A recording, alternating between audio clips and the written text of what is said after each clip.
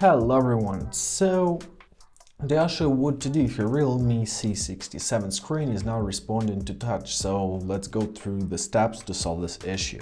Well, first of all, let's start with the screen. So check your screen and check if it's dirty, because sometimes it can be too dirty. There can be some oil or sweat, so gently wipe it with a soft cloth.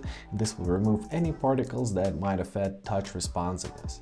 The next good thing to do, if you have any screen protector or glass, right, you can try to remove it. Over sometimes this can wear out and affect touch sensitivity. After removing it, check the screen again. If it's better, consider getting a new protector. All right, now let's open up our settings and let's check our storage. So open up your storage, and here you will see how much free space you have. Full storage can sometimes cause touch issues. If storage is low, simply delete unnecessary files or apps.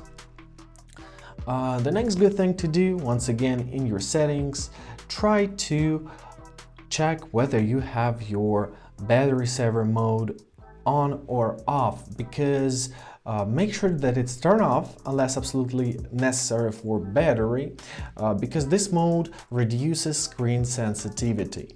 When you're using your phone, don't forget to clean your hands. Make sure that they're dry and clean. Whether dirty fingers can degrade touch sensitivity. As for the sensor issues, if the issues with the sensors, it could be to the virus or internal damage, so an antivirus app can fix it, so get it. Choose any in your Play Store, and sometimes they really help. So the next good thing to do is to restart your device. So if your screen is frozen and not responding, try performing a hard reboot. To do this, you have to find your power button right here on the right side of your phone and your volume up button. So simply hold them simultaneously. Keep on holding them until your screen will go dark. It takes some time. Alright, as it dark, release your fingers and give your phone some time to reboot.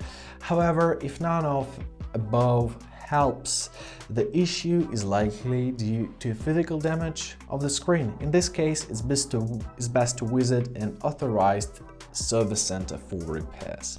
And basically that's it.